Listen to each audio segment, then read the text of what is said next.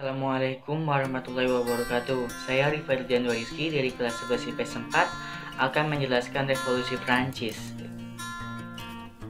Definisi revolusi Prancis. Revolusi Prancis adalah sebuah gerakan masyarakat pertama di Eropa yang menentang kedudukan monarki absolut yang sudah berlangsung berabad-abad. Latar belakang revolusi Prancis. Raja Louis XVI naik tahta pada tahun 1774. Di tengah kekacauan ekonomi di Prancis, dalam kondisi itu, Louis masih melanjutkan dukungannya terhadap perang kemerdekaan Amerika melawan Inggris. Pajak dibebankan secara luar biasa kepada masyarakat biasa. Sedangkan golongan agamawan dan aristokrat tetap dapat menikmati kehidupan sebagaimana mestinya. Kebencian rakyat terhadap kerajaan dan golongan elit ini juga terinspirasi dari ide pencerahan yang menginginkan perubahan mendasar dari kehidupan bernegara. Rakyat mempertanyakan kembali absolutisme kekuasaan raja, aristokrat, dan agamawan yang tidak membela rakyat miskin, kebebasan beragama, serta keinginan mewujudkan kesetaraan dalam berbagai sendi kehidupan. Di tengah tekanan keuangan dan amarah rakyat yang terbentuk ini, Raja Louis XVI memutuskan untuk memanggil Forum États Généraux. Forum ini bertujuan untuk mendengar pendapat rakyat dari tiga golongan terkait dengan kondisi yang ada. Meskipun berjumlah besar, pendapat rakyat sebagai etats ketika sering diabaikan oleh raja dan kedua etas lainnya. Assemblée Nationale Majelis Nasional dibentuk pada tahun 1799, melepaskan diri dari etats généraux. Gerakan ini kemudian berkembang. Terjadinya revolusi Prancis. Untuk mengatasi krisis ekonomi, raja memanggil Dewan Perwakilan Rakyat atau États Généraux. Dewan ini ternyata tidak mampu mengatasi masalah sebab dalam sidang justru terjadi pertentangan mengenai hak suara. Golongan 1 dan 2 menghendaki tiap golongan memiliki satu hak suara, sementara golongan 3 menghendaki setiap wakil memiliki hak satu suara. Jika dilihat dari proporsi jumlah anggota États Généraux yang terdiri atas golongan 1 300 orang, golongan 2 300 orang, dan golongan 3 600 orang, dapat disimpulkan bahwa golongan 1 dan 2 menghendaki agar golongan 3 kalah suara sehingga rakyat tidak mungkin menang.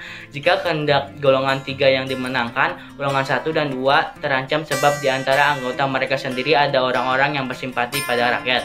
Pada tanggal 17 Juni 1789, anggota États Généraux dari golongan 3 mengadakan sidang sendiri, didukung oleh sebagian kecil anggota dan golongan 1 dan 2. Peserta sidang menyatakan diri sebagai Majelis Nasional yang bertujuan memperjuangkan terbentuknya konstitusi tertulis bagi Prancis.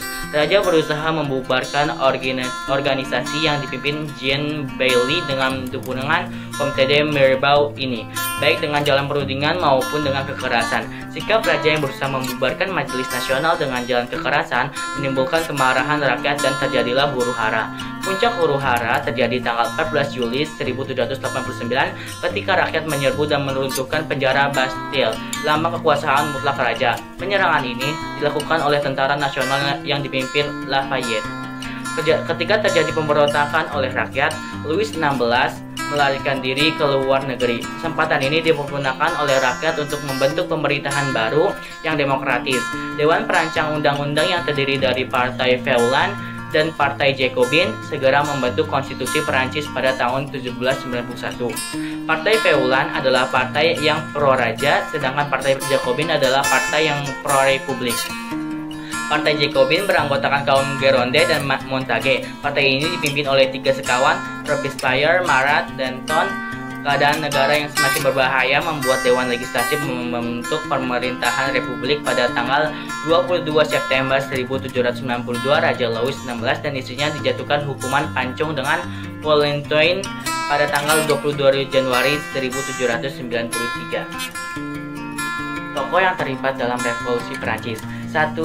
Jean-Baptiste Jules Bernadotte, 2. Jean-Paul Marat, 3. Louis XVI dari Prancis, 4. Louis XVII dari Prancis, 5. Marie Antoinette, 6. Napoleon Bonaparte, 7. Voltaire. Revolusi Prancis bagi dunia: 1. Dihapuskannya sistem feodalisme, 2. Berkembangnya ide dalam hal supremasi hukum, 3. Munculnya ide pemerintahan berbentuk republik, 4. Berkembangnya paham atau ideologi demokrasi. 5. Berkembangnya paham atau ideologi liberal. Revolusi Prancis terhadap Indonesia adalah sistem tanam paksa dihapus atas desakan kaum liberal. Pada bidang perkebunan ditanamkannya modal asing, dibangunnya sarana dan prasarana produksi untuk memperlancar pengolahan hasil bumi, serta menjadikan Indonesia sebagai produsen tanaman perkebunan. Kurang lebihnya mohon maaf. Wassalamualaikum warahmatullahi wabarakatuh.